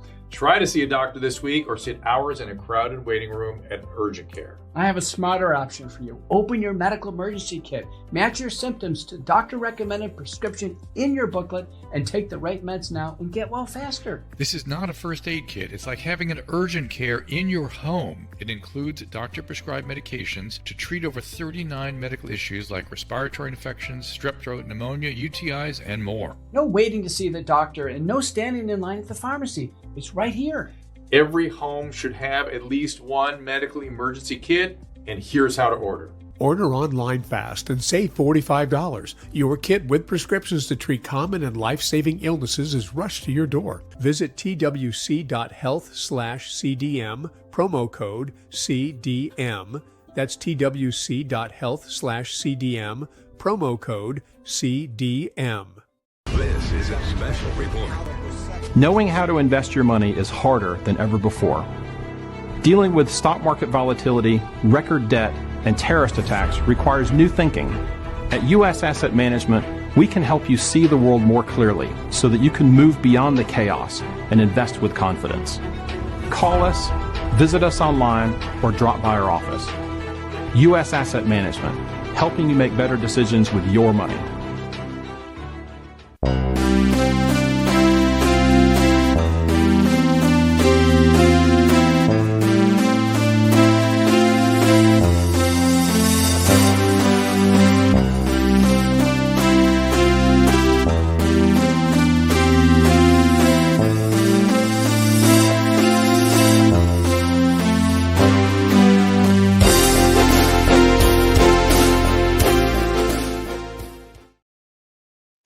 So, Thierry, we got about 5 minutes, but I wanted to ask you, where do we go from here? I mean, Trump and Putin are talking about, getting together and having a conversation. You had Radcliffe, the CIA director, talk to his Russian counterpart this morning. This ceasefire, I don't think Putin's going to take a 30-day ceasefire, but will they use this to build into something more real? Well, let's look at the dynamic that is set up. Since Trump has been elected, what has been happening? He has been wiping out all this project that was poisoning, in fact, the United States. So basically, their globalism story of one government is gone in the United States. So what, in fact, the deep state has been putting together is a mechanism to leverage the power in Europe to make sure that the war will be continuing, because Macron wants to be the king of Europe. Don't forget this. So they try, in fact, to raise a maximum of funds to build an army, but they do not realize that this is not like a sort of box where you put the toys with the the remote tanks and some soldier and so on, and let's go to war. No, it doesn't work that way, because it takes about 15 years to build an army. Mm-hmm. Basically, this is linked, in fact, to the economical situation of Europe. What they try to do is to solve the problem of the debt. They don't know what to do, how to do it. So basically, the pretext of war is about, in fact, to confiscate the saving of each citizen in Europe. And they are claiming it on the media. They say, oh, we need to make an effort. You will have, in fact, to contribute to a fund in the way that you can build the army. In fact, this is about, in fact, to confiscate and to reimburse the debt, because those guys are unable to manage a country. They are unable to manage economy. Now, to look at what has been happening today in Riyadh, trying to put pressure on Russia by blackmailing the situation, saying, oh, if you don't want to sit at the table, I am going to reopen the faucet to flood arms to Ukraine, because I want a ceasefire. Aerial ceasefire, when in fact the Russian army has got the upper hands and they are going to crush completely, in fact, the troops of Ukraine on the front line. This is not going to fly. Vladimir Putin will never, ever accept such a deal for one reason, because Zelensky is accepting to buy sometimes, to regroup, to restructure, to make sure that the supply is arriving on time, and making sure that he will be countering, in fact, the progression of the Russian army, which is not going to happen, because this is not because supply will come that he will find the troop necessary to act upon. The Ukrainian army has been crushed completely. The guys are demoralized. There is an amount of people that has been wounded and killed that is just horrendous. So basically, he tries still to stay in power, because he knows that if he is negotiating a peace agreement, what is going to happen? You will have, in fact, all the new Nazi group that will come back from the front line, and they will take power in Kiev. This is what I was discussing with General Vallely. I was saying, Paul, the problem is the following, is that as soon as there will be an agreement, those guys that has been fighting for 3 years, that do not want, in fact, to pull the weapons on the ground, they will come back to Kiev. And after that, this is going to be a total chaos, because to control those guys, they are trained, they are armed, they are motivated. This is going to be the Far West in Kiev. So basically, all those guys that has been robbing the state to the point that they are ready to puke dollars, they will have to run away from the country. And then after, how we are going to solve this problem? How we are going to solve this problem? It's absolutely impossible. This is actually what I was writing as a conclusion of my book, Ukraine, a warning to the world. I say, as soon as the negotiations are going to take place, you will have to deal with those guys. And this is not going to be a picnic. That is for sure. I have a copy of the book here, Thierry. What is crazy? What's that? I finished this book June 2023, and everything that is happening now is described in the book. I was just wrong of 1 year, because as the European, they have been fulfilling the Ukrainian army. If this was not happening, the collapse would have been happening much before.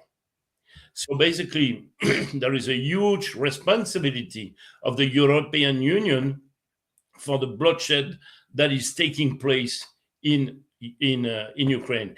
And actually, it's even more on the shoulder of Macron, because he should have been coming to Kiev instead of Moscow in February 2022, saying to Zelensky, listen, either you stop your policy in regard of whatsoever you are doing in Donbass, or you will not get an agreement of association to Europe, and we will not finance you. That was finished. That was. Well, I believe that the Europeans wanted this war, and that they've been pushing it all along. Again, this cabal of people not working for their own countries. You know, it's Yeah, across the world. exactly. They were pushing, and they still are pushing. And you know, if you looked at Tucker's interview with MacGregor last night, Tucker was disturbed. You could see it in his eyes. I mean, you know, I think people are worried that they want this war to keep going, and they're going to find a way to stop this. And that's why we're trying to publicize everything we can here at CDM and get the message out about what's really happening on the ground. We had Delta Force Commander Pete Blaber on the first hour and showed some videos of the death on the front. I mean, that's happening every day. You know, hundreds, if not thousands of people dying every day. Yeah. The problem is that Macron is associating his own will, in fact, to the will of everybody. What he wants is the federalization of Europe. It's not going to happen because there are so many states right now that disagree with this, that do not want to be associated with this gigantic mess. You have Romania, you have Slovakia, you have Hungary, you have Croatia. Croatia has been completely shifting. They have been understanding, you know. So basically, they are in panic and they're like, my God, what should we do to make sure that we are going to handle and to force the federalization? Let's put the people under fear in the way that they will feel completely secure because we are going to build an army. When in fact, the threat is not here. Vladimir Putin don't care about Europe at all. You know why? For one reason. You know who is the worst enemy of Europe? European Commission. This is the enemy. Because at the end of the story, we will need all the natural resources that Russia and all the BRICS are producing to make sure that we will be supporting our economy. And those guys, they have been completely forgetting the basics of an economy. This is just crazy, you know? Yeah, it is crazy, Thierry. Anything else you want to get out before we have to go? I want to have you back as soon as this progresses in France and in Donbass. American people, just listen to your president. Whatsoever is coming out of the mouth of all those fake leaders in Europe is a lie, it's bullshit, and this is bringing us to World War III, something that we don't want because it is not a necessity, and this would be heading into a disaster. Don't listen to those liars. This is the only thing I can say. Thierry Laurent, thank you. We'll have you back, and please check out the book, Ukraine, A Warning to the World, very prescient book at historyofbooks.com. And are you writing another book, Thierry? Yes. Okay. I am handling right now the collapse of the West. Okay. I am leveraging, in fact, the cost of this war and what would be the consequences if we are, if the President Trump, President Putin, and Xi Jinping are not setting up a Yalta 2 in the way that, as much as the world was completely divided during Yalta 1, they need to work on bringing the world together in the way that we will have fair trades and live in a full prosperity environment. Okay, my friend. We'll talk soon. Thank you. Thank you. Have a good day, Todd. Bye-bye. It's News from the Edge. It's Output with John Ritchie and L Todd Wood. Our world is changing rapidly. Many crucial systems we depend upon are collapsing. And the most important system that is failing is the food supply. Mr. President, this Council is more than aware of the multiple challenges and threats the world is facing today. But the threat of famine, people starving slowly to death, must be a red line. You know, these food prices are going to keep going up, and they're going to keep feeding excuse after excuse, narrative after narrative. Yeah. You're going to have to get off that treadmill and start getting more autonomous with your own food growing. You want to make sure that you can eat, because frankly, food is the biggest issue as we are going through these transitions. But amidst the chaos, there is a path to resilience. Marjorie Wildcraft is the female leader of the survival and preparedness movement. Marjorie has taught millions of people how to grow an abundance of food in a grid-down situation, even if you have no experience, are older, or out of shape. I've spent decades finding the fastest, easiest, and funnest ways for the average person to be able to grow a lot of food. I've created a step-by-step process that's so simple that even kids to elders have been using it in order to grow a lot of their own food. And you can too, even if you have no experience, you're older, or you're out of shape. Growing your own food is like printing your own money. Get started today. If you haven't noticed, gold has reached a new high, all-time highs actually, and keeps going up every day. Why is that? It's because precious metals are a long-time historical store of value. And if you own a portfolio and you have assets in the fiat currencies, i.e. stocks, bonds, cash, or whatever, you're vulnerable to hyperinflation, which is coming as our debt explodes another trillion every 90 days. It's really scary. So how do you protect yourself? Go to Advisor Metals. If you look on any of our cdm.press sites, about halfway down, there's an ad for Advisor Metals. Click on it, fill out the form for your contact info, and Ira Bishotsky will contact you and talk to you. It's an easy conversation. There's no sales pitch. He's completely verified by us. He has a regulatory background we've checked into. We've checked with his bankers. We've checked with his IRA custodians for metals, and we can highly recommend Advisor Metals and IRA. So go to Advisor Metals. If you call them directly, tell them we sent you at CDM, and he'll definitely take care of you. But protect your portfolio because you really need to. It's coming. Thank you.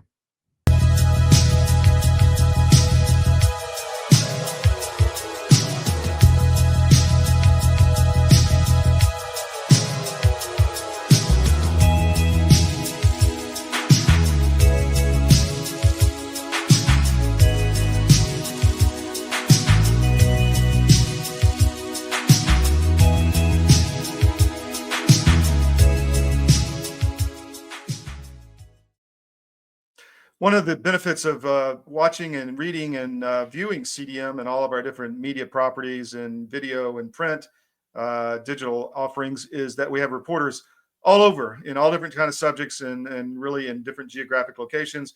One of them is Jan Greenhawk. She runs the Easton Gazette, which is our Maryland paper, eastongazette.com. And Jan, thank you for joining us this morning. I know you're busy, but I called you last minute, so thanks for coming on. When all this Department of Education stuff started ripping yesterday, I thought I got to talk to Jan and have her on the show. That's your bailiwick. That's your bucket. So tell us what's happening with education right now at the department. Well, you know that Linda McMahon is the new Secretary of Education, and she has already eliminated, I believe, 1,300 employee positions of that department. The unions, the teachers' unions, I mean, Randy Weingarten, I thought she was going to stroke out during an interview the other day. They're having an absolute fit over this because they believe that, they're making money off the U.S. Department of Education. I was a teacher for 30 years. And when the Department of Education started, I had been teaching for a few years. And what we saw was every year, the Department of Education started taking on all of these classroom issues that actually made teaching harder and was not productive for us to teach our students the content and the skills that they needed. So to watch them go into this big meltdown the other day over, oh my gosh, the Department of Education is going to go away and nope, there will be no education in the United States. I mean, that's it. It's over. But it's over. The issue really is that the AFT, the American Federation of Teachers, and the NEA, the National Education Association, will lose billions of dollars if the Department of Education goes, or at least is downsized, because they're Let me interject there. I had a short 2-minute video on this. I want to play it and then you can respond to that and continue your point, but I just wanted to get this out. Will begin receiving pink slips as early as this hour, Brett. We have seen rallies today from folks trying to save this agency, as we are told that those employees have been getting emails about these impending cuts for quite some time.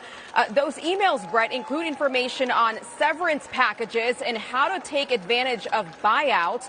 We're also told the department told the entire workforce to vacate their offices by 6 p.m. tonight over security issues. Now, we don't know if there is an outside or an internal threat. We are watching the building right now, Brett, but you can imagine this is a very, very tense time in Washington right now. As you know, President Trump has many times spoken about shutting this department down entirely, giving states control of education instead. This is exactly why Democrats are using every venue available to them, whether it's hearings here on Capitol Hill. Well, that goes on for some time, but that's what's going on. You're right. I mean, the unions are losing their honeypot, right? They are. They absolutely are. I mean, when you see that they cut $611 million out of training the other day, a lot of that is given to the unions to do all the training. And it's not on, hey, how can you be a better teacher? No, it's about DEI. It's about gender ideology. It's about all the stuff that they put on their websites. I mean, that's their priority right now. You go to their websites, you'll see gender ideology, trans, social emotional learning, social activism. So that's why they're melting down. And by the way, I find it amusing, and I guess I shouldn't say this, that the security issue is a bunch of teachers' union people, that they're, that dangerous. They're going to storm the Department of Education. It's ridiculous. And that just shows you that this needed to be done. Yes, totally. I'm remembering back now that I can't remember the name of it, but there was a company that was making all this DEI educational material, and it was owned by the son of Merrick Garland, if I remember correctly. Panorama Education, I think it was called.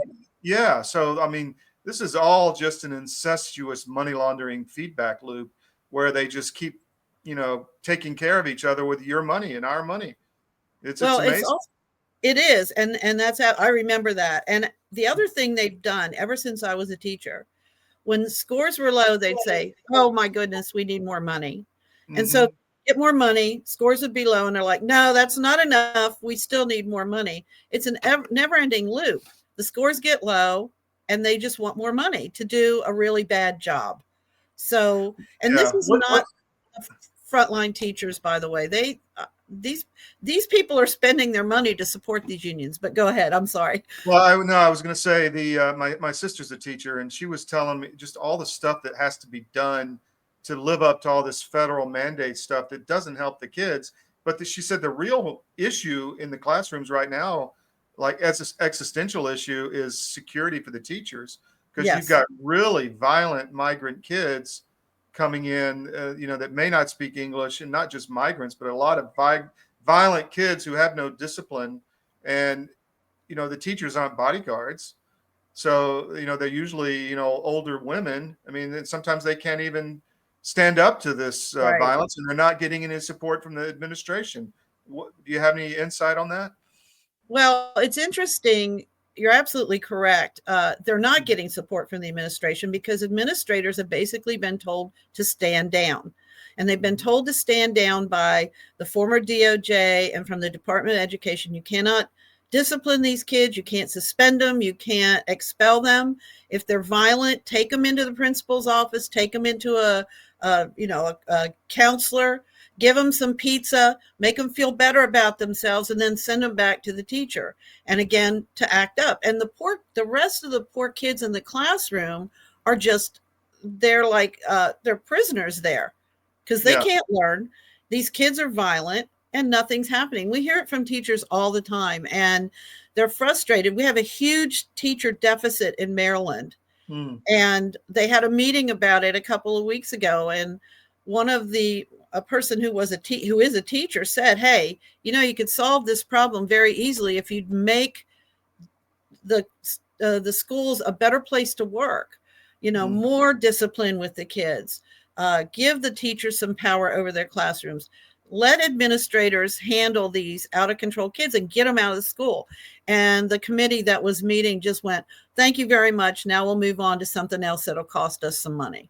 No kidding. Yeah. So they can milk the machine. You mentioned Maryland, and you're the editor of the EastonGazette.com, which is a paper on the shore, but you cover a lot of Maryland issues.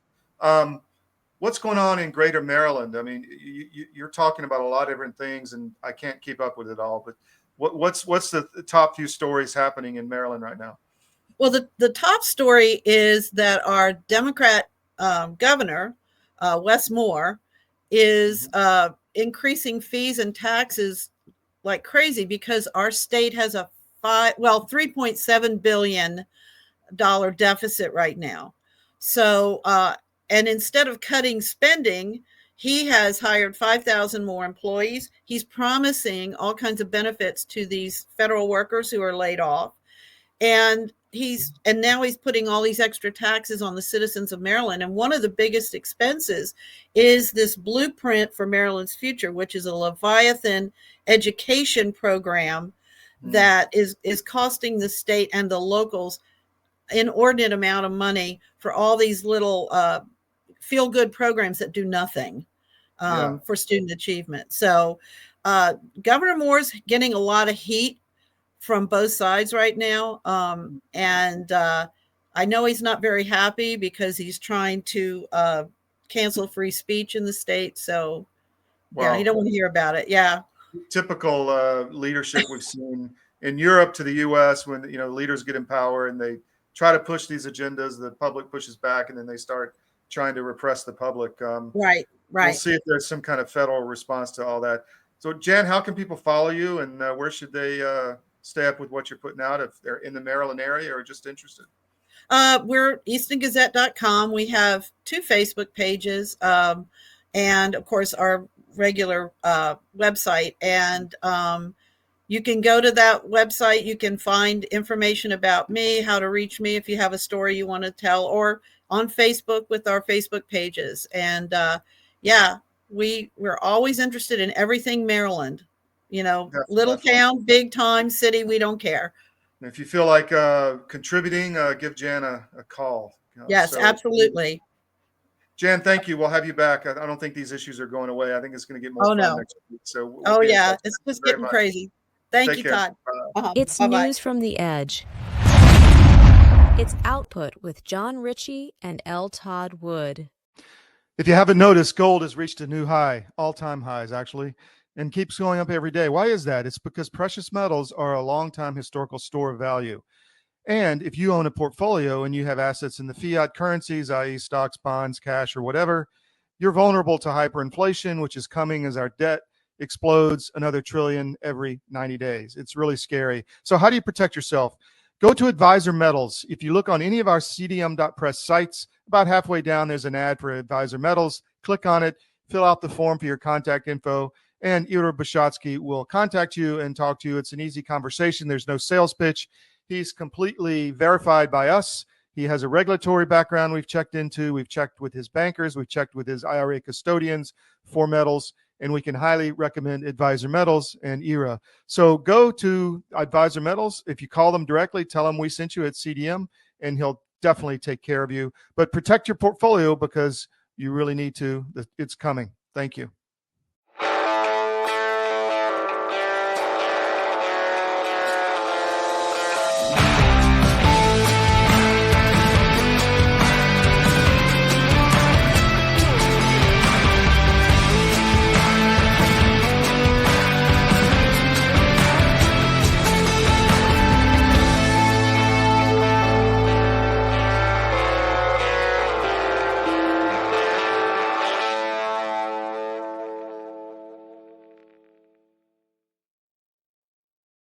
My friends gain more and more weight, and then eventually I got to tell you, this is a little dark, but bad diet literally killed my whole crew.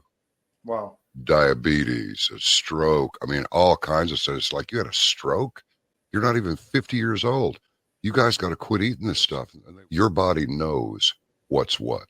You're not conscious of this, but that's why people will go to the refrigerator and they'll grab this and that and the other and put together this outrageously elaborate combination of foods. Your body's trying to reach balance. Unbeknownst to us, our bodies are always trying to reach homeostasis. You can't eat all of this stuff and expect to live a long time. And one thing led to another, and I went, forget this. We're going to make our own product. So we partnered with one of the world's top 3 biochemists where nutrition-specific study is concerned. I said, all I want is the best nutritional and immune support product in the world. So we mix it in yogurt. It's a powder. I got a bag of it here. I keep one on the console all the time, just so I can show people. Yeah. And it's a powder. Now, this is not candy. This is hardcore nutrition. And sugar is an enemy. And most people do not know that the reason these bellies are showing up on people all over the place, your body makes fat to store the toxins it can't get rid of. So it just puts them over here.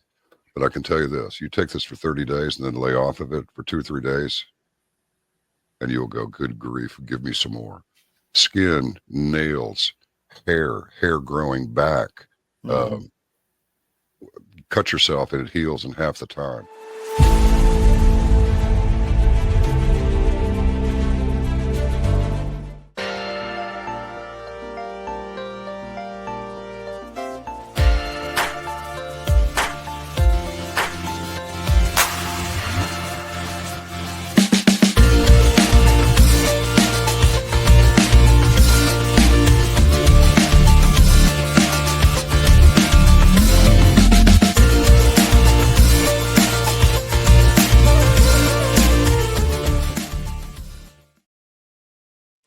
Welcome back. The one way you can help us is to put cdm.press in your daily scan, morning and evening. We're putting out an enormous amount of content. It's not garbage content. It's not, the latest social news or what's happening with the royal family. It's real news you need to know to get through your day. It's not salacious garbage. It's just real quality. I had somebody email me last night. We changed our domain over from creativedestructionmedia.com to cdm.press as our main domain. We still have a redirect on the old domain, but because we're branding CDM, we're the new wire service, global news without the global spin. We have reporters all over the world. But this woman emailed me. When we changed our domain, we had a hiccup with our no ad subscription for a few hours, and I was just walking her through that. And she said, I really want to thank you for all the fantastic reporting you guys are doing. And I said, well, thank you. That's great feedback that we want to hear. And you need to support that. And one way you can do it was support our sponsors. We're just talking about Nucleo Boost. Here it is. I travel with it all over. I use it every day. I don't feel great if I don't use it. For me, it helps with stamina. But I can tell every day. I had another email from another buyer who said, it really helps clear through the brain fog that I have or had in the past, during the day. And when I take this, I just feel like my body has what it needs to speed through a lot of this stuff. So go to cdmnutrition.com, cdmnutrition.com for our audio audience and check it out. We also have another sponsor, which I want to talk about. I'm going to play a quick video from Tucker Carlson, who's a friend of the show, and on his new outpouch.com. Hold on. Okay, ready? Ready. So we're out in the field in South Dakota shooting pheasants, and we're coming out here to a Milo field you can see behind us, and I was throwing in an ALP. Someone else was using a tobacco product, and then somebody, and I'm not going to name names, pulled that out in public at a hunt. And so that's obviously yesterday. What we have here, ALP, is tomorrow, and we're going to make that official by symbolically ending the long reign of this product. Willie Robertson happened to be hunting with us. We don't have a mechanical thrower, but we do have former U.S. Senator Rick Santorum of Pennsylvania. With an arm. Willie's got a 12 gauge. I've got my trusty 20, and we're going to see what we can do to usher out the Zen era.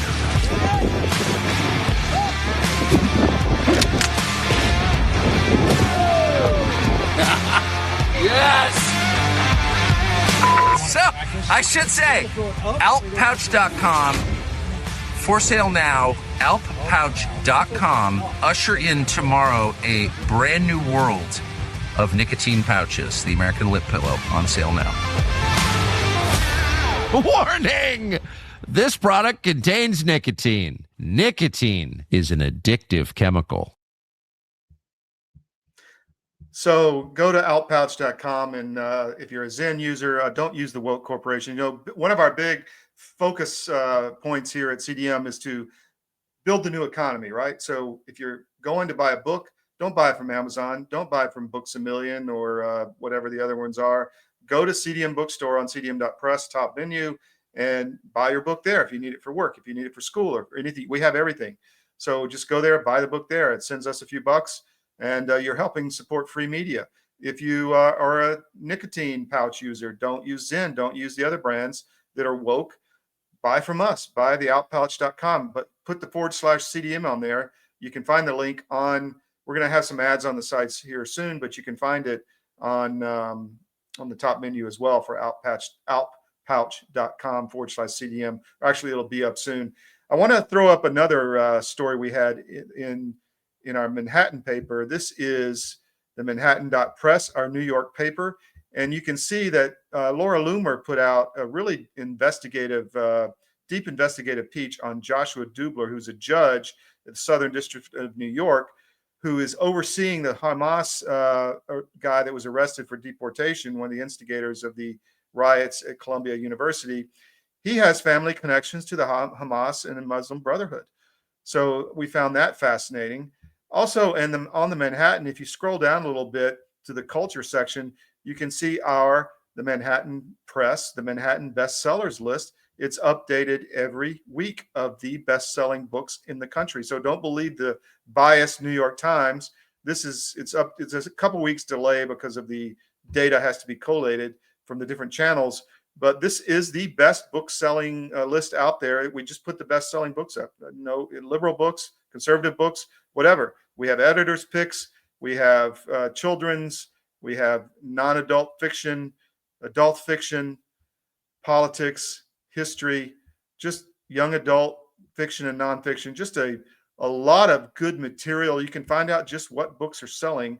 So go to the Manhattan.press and check that out, along with other New York news if you're into that area. What a great show. Sorry about a little audio issues in the beginning with Pete Blaber, former Delta Force commander. We'll have Pete back. He has a lot of experience on Ukraine, and he wanted to bring to your attention, several points. I just want to recap. The Russian aims are not to invade Europe. The death and the killing needs to stop. We showed some videos which were horrible. We got to stop the war, because the goal of this war is to weaken the United States and to let some other world power take control of our, beautiful people. We don't want that to happen. So thank you again. Sign up for our social media. I forgot to mention our no ad subscriptions. If you want to get access to all of our content with no advertisements, please sign up for our no ad subscriptions, and you get access to all 13 sites with none of the pop-up ads on your phone or whatever. People love it. And it's been really successful for us to build revenue every month. So with that, we'll see you tomorrow morning, 10 a.m. We've got Eric Prince next week. Actually, Roger Stone's coming up this week. A lot of really good guests on board, and it's going to be an exciting show tomorrow. Let me just check who is on tomorrow. Oh, Ivan Raiklin. Going to be fascinating. First hour to talk about what's going on with the deep state. So you won't want to miss tomorrow, 10 a.m. Eastern, Monday through Friday at Output. And we are going to be upgrading this show to a different name and format soon, probably by the end of the month. So look out for that. But until then, we'll see you on Output tomorrow morning at 10 a.m.